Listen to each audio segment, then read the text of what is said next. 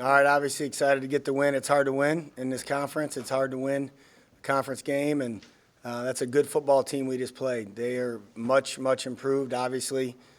Coach is doing a great job with them there. I got a ton of respect for the way they play the game, how physical they are, but was really excited to win another game in the fourth quarter, which is something we've been talking about since January 6th or whenever classes started last year. So to win a game in the fourth quarter is what you got to do in this conference, and we got to keep doing that.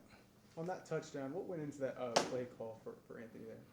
Our staff did a great job with that call during the week. It's a why hide play, and our coaches got together and talked about it, and it was something that we thought would be there in the red zone, and you never know when you're going to need it, but that was a good situation for it.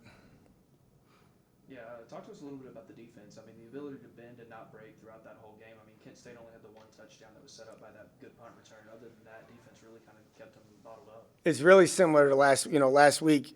Everybody talked about how many rushing yards Northern had, but I thought the defense played more than good enough for us to win because they kept them out of the end zone and created turnovers. And we don't care about any stats on this piece of paper other than how many touchdowns we give up and how many turnovers we get on defense, and then offensively, how many touchdowns we score and how many turnovers, we have. You're not going to win college football games with field goals. What decides football games? That's it. Stats are for losers, man. Not that you guys are losers, because all you do is look at stats. Obviously, being in so many close games in the That was MAC, set up pretty good. Go ahead. being in so many close games in the MAC, what's your mentality when you know that game is coming down to the final? They're all going to come down to the end. I mean, I was in the hotel last night watching the Ohio-Miami game, and I just know it's going to come down to one play. You never know the possession, and the plays in the fourth quarter get amplified because you got to make them, but we left some plays on the field offensively that we should have made in the first half that shouldn't have got the game to where it was. But at the end of the day, it's hard to win, and we got to find ways to win in the fourth quarter when it counts, and I was proud of the way the defense played, proud of the way the offense scored when they had to. Yeah, I mean, the offense obviously got it done, scored when they had to, but kind of throughout the game really kind of struggled to get much of anything going. What do you kind of make of that, and what do you think kind of went into those? There's one guy, offensive football, 11 guys got to execute properly, and there's no group free from blame. We had one protection issue, then we had a situation where we didn't convert because they called the play back because the receiver didn't come back on the route. Then we had a guy open and we threw it short. I mean, if it was one guy or one position, it'd be easy to fix, but that's the challenge of offense is all 11 got to execute. So. And I guarantee you there's some plays I could have called better. I mean, nobody's free from blame. We're all in it together as a team, and offensively we gotta find a way to execute better in the first half and not have to wait till the end. 4-0 here at home now. What really makes the difference when the team's playing at home? Well, we're excited to be at home every time we can be because of the support we get from the crowd, and it was great to have the students that hung out till the end. We got a chance to get up and see the students that came out on Wednesday night and stayed till the very end of the game. So we take a lot of pride in playing well at home, and we got to figure out a way to do it again next Saturday. You talk about this team needing to have a mindset of one game at a time, 1 week season. How good is it in your eyes to see them respond after a game like Northern Illinois and come back and play like one? It was tough, man, and it sucks to sit on that for 10 days. When you lose a game like that, you want to play the next day. Anytime you lose, it sucks, but that's a conference game for a trophy and all that, and they came right back in and got back to work, and so did the coaches. And we're playing a game next Saturday. It's a meaningful game in November, and that's your goal when you start the season is you want to win every game you play, but we want to play games that mean something in November, and we'll get to do that next Saturday. Coach, you talked about. Go ahead. I bet. You already started. Go ahead. You talked about how you don't care about stats, but what are your initial thoughts on hearing that? Kelly has now crossed 1,000 passing yards for the first time since 2021. Excited for him. That's good that obviously you got to have production, but there's never been one meeting since there's not been one meeting since I've been here that I put one stat up on this PowerPoint back here other than touchdowns and turnovers because every game's different, every game plan's different, and there's some games we're going to want to throw it more and some games we want to run it more, and like today, They moved the ball down the field, but when it mattered, our defense stopped them in the red zone, and that's really all that matters. What is one thing you can look forward to against Eastern Michigan to keep the success going here at home? I'm excited that they got to play this Saturday and we don't. So we get an opportunity. Our guys get to sleep in tomorrow, come in here and do some work and go to class, and then we get to watch them as a team play Saturday. We'll eat pizzas in here in the team room here and watch the game. Yep. Coach, what do you think separates you guys from the rest of the What separates us right now is that we played really good football at times, and then we played times where we haven't played really good football. And so if we want to separate ourselves from the rest of the MAC, we have to execute more consistently. Yeah, when you look at Eastern's schedule, they have a lot of close games, a lot of close losses. So how nice is it to get games like this and even past games where it's really coming down to the last play before facing a team? Yeah, they're all going to be close. And obviously our experience being in them and having won a couple of them now is great. But I know that it's going to be another close game when they come in here because that's the MAC, and that's the MAC in November. And that's just how it is. They're a bunch of one-score games. Last year, I was 26, I think I told the guys. So I went through the summer. There's 26 one-score games last year in the MAC.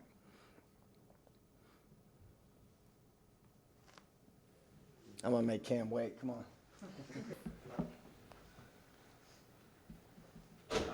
Jojo, you heard Coach talk about the defense coming up big when you guys needed it. You had another big interception, third straight game with a pick, and a big moment there to set up the game-winning drive. So what is it like to just come out here and make plays like that? It started at practice. We practiced situational football. In that situation, we knew what they was going to try to do. And I came out and capitalized on it. Obviously, you guys had multiple stops in the red zone. Where do you think you guys get your, maybe moxie in the red zone to be able to stop them? Like I said, it started at practice. Everything starts at practice with us. Real detail-oriented. On Thursdays, we try not to let them in the end zone, especially so we can replicate it on Saturdays like you see today or Wednesday. Yeah, you guys were on the field a lot that game. So how did you balance the exhaustion, but also coming up with those red zone stops? Our coach kind of keeps us fresh. We got a lot of depth at every position on the back end or up front, so our coach just keeps us fresh. Yeah, I wanted to ask about the particular play where you got that interception. They kind of tried to get tricky and let a wide receiver throw it. Were you kind of expecting that? And when you saw it, were you kind of thinking, like, I'm not going to let a wide receiver throw one on me like that? Like I said, we practice situational football. In this situation where they were on the field, we knew they was gonna, with the personnel they had, we knew they was gonna try something. They needed to, get a score or anything to get some yards, a big play. So in that moment, I just knew, like, I seen the players, I seen what they was gonna do, and I just waited for him to throw it, and I did the rest. What do you think the difference is for this team at home compared to being on the road? The difference, I don't know. I just feel like just the home crowd. I feel like just the support from the outside, it just helps us go. Yeah, it's a pretty chippy game at times. So how does that motivate the defense overall, especially when you're down in the trenches getting those stops? It starts with the D-line, man. They're awesome. They make everybody's job easy. So we got to thank those guys up front.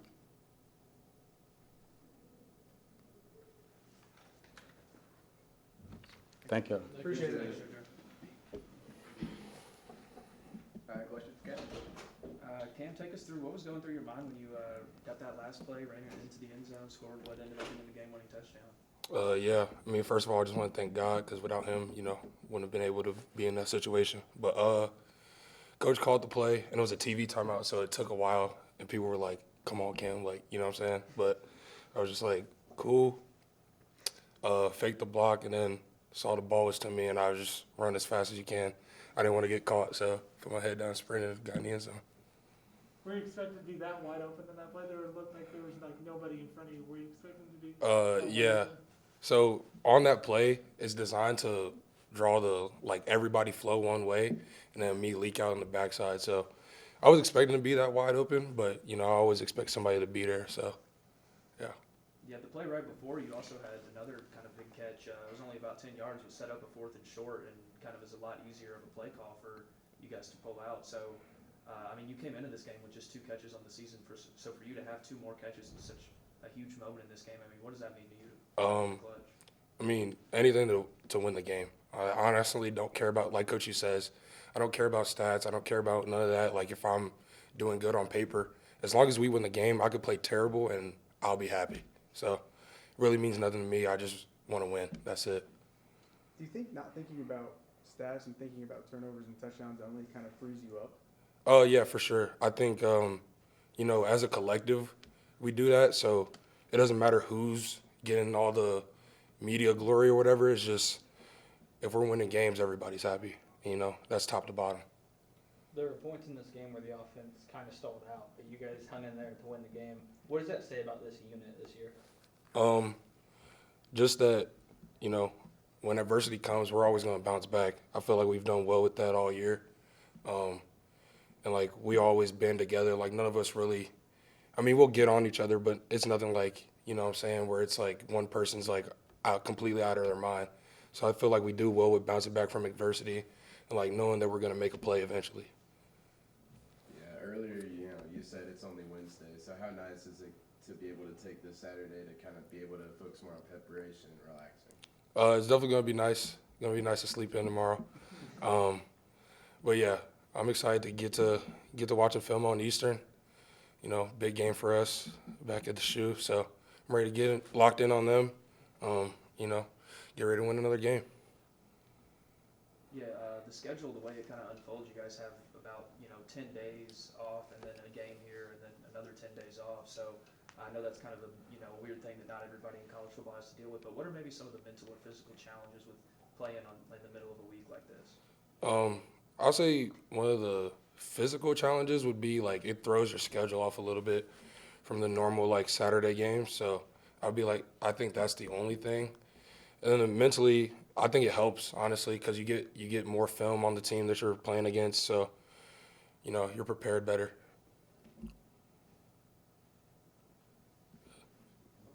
Thank you, guys. Thank you.